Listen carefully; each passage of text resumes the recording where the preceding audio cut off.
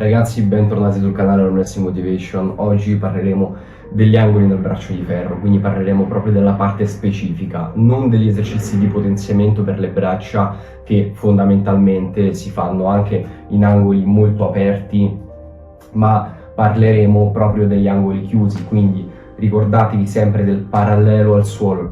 Il parallelo al suolo, quella fase del movimento per noi è la fase più importante, perché talvolta vediamo anche atleti fare mezze ripetizioni, quindi partendo dal parallelo al suolo o addirittura ancora più in alto, cosa che non è efficace, cosa che già scarica una buona percentuale di peso. Noi il parallelo al suolo lo dobbiamo sempre passare, però come vedete tengo già la spalla avanti, in quanto sono abituato ad allenarmi in tal modo, in modo specifico, quindi passando qui il parallelo al suolo accorcio i miei angoli e appunto faccio un allenamento specifico.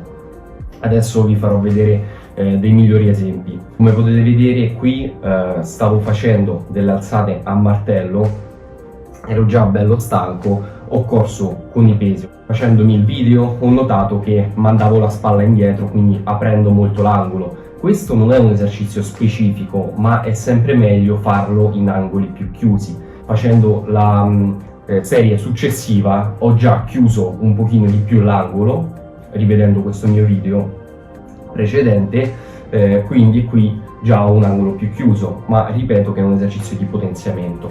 Passiamo magari sulla panca squat e al tavolo per vedere gli esercizi che sono ancora più specifici. Vi faccio vedere come gli arm wrestler utilizzano la panca inclinata, cioè avendo la spalla in avanti, non indietro come un bodybuilder, quindi il gomito giù, spalla indietro. In tal caso l'angolo che si andrebbe a formare è un angolo molto aperto, come vedete il mio avambraccio è parallelo al suolo attualmente e in questo punto sto subendo la massima pressione. Invece noi cosa facciamo? Andiamo con la spalla in avanti, adesso il mio avambraccio è parallelo al suolo, e subiamo questa massima pressione in un punto in cui abbiamo l'angolo chiuso, che è anche il punto in cui ci difendiamo noi al tavolo, quindi lo andiamo ad eseguire in questo modo qua. Spalla, gomito allo stesso livello, il gomito è vicino al corpo, molto importante, si va giù e si va su, si va giù e si va su. L'angolo è appunto questo chiuso, qui ovviamente con un peso maggiore si subisce la maggior resistenza proprio al carico, quindi sentirete il vostro angolo che si chiude e che si allena. Adesso continuiamo a lavorare dal basso, quindi ecco, in questo punto ci si forma un angolo in cui c'è la massima pressione ed è un angolo chiuso, quindi è importante lavorare in tal modo. Eccolo, l'angolo chiuso. Poi ovviamente alzando si forma un angolo completamente diverso. Qui per esempio l'angolo con la massima pressione già sarà questo, come potete vedere. Poi ovviamente non significa che bisogna allenarsi solamente in questi angoli. Ci sono molti esercizi specifici che puntano all'allenamento di altre cose, come per esempio adesso vi faccio vedere un altro ottimo esercizio eseguito dal blocco pesi alto, comunque un po' più alto in tal caso, per l'abduzione. Quindi l'abduzione, per essere rinforzata, fondamentalmente si fa un lavoro statico, quindi in questo modo. Qui non stiamo parlando di angoli, non c'è una perfezione di angoli in questo esercizio, ma comunque resta un ottimo esercizio per rinforzare questa parte. In ogni caso, tornando all'argomento di oggi, per esempio la pronazione, eccolo, l'angolo in cui si chiude il pronatore, la massima pressione per la pronazione, è un angolo di 90 gradi.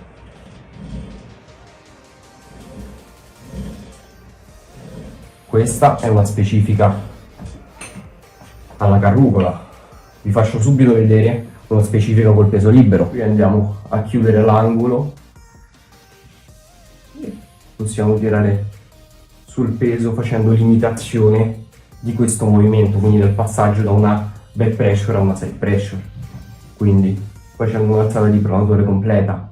Poi di alzate di pronatori ci sono moltissimi tipi di impugnature della cintura, appunto in base allo scopo che serve per ogni atleta. Però fondamentalmente l'angolo giusto da lavorare è sempre questo, anche in questo tipo di alzate che molti atleti possono iniziare a fare da qua. Per esempio questa già è un'alzata poco efficace, qui una buona parte del peso si scarica in quanto noi non andiamo a passare il pallone allo suolo, non andiamo a fare questo. Quindi l'ideale è partire da poco più giù o addirittura nei periodi in cui andiamo a allenare bene la forza, partire completamente giù in modo da fare un raggio di movimento più completo. Se no, questa già è un'alzata più che valida. Per poi parlare anche delle statiche che talvolta vengono fatte in questo angolo invece che in questo angolo. Qui, come potete vedere, andiamo a scaricare una buona pressione giù nell'osso. Quindi qui non sarà mai il peso effettivo che avete preso come carico per l'allenamento del vostro angolo. Si può tranquillamente prendere meno peso, fare un altro tipo di statica, in questo modo qua, e avere anche migliore risultato. Possiamo anche parlare dell'allenamento del polso. Vi faccio un banale esempio con la maniglia. Qui abbiamo la pressione che va in giù, quindi il punto, l'angolo che ci stiamo impegnando proprio ad allenare è questo, col polso dritto. Andiamo a fare questo, si possono fare anche movimenti più brevi. Qui abbiamo la massima pressione. Invece, se ci spostiamo alla carrucola, punto di pressione massimo è proprio col polso chiuso, in quanto abbiamo il cavo che ci spinge da sopra. Adesso ve lo faccio vedere anche da un'altra traiettoria.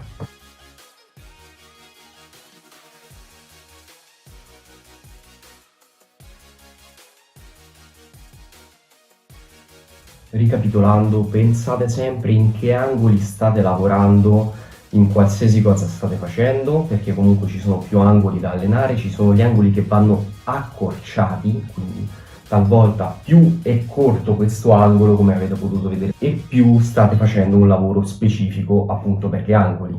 Ma non dovete sbagliarvi con gli allenamenti che vedete fare talvolta su internet dai professionisti che fanno una sorta di cheating lavorando in quello che sembra un angolo con tanto scarico magari nell'osso.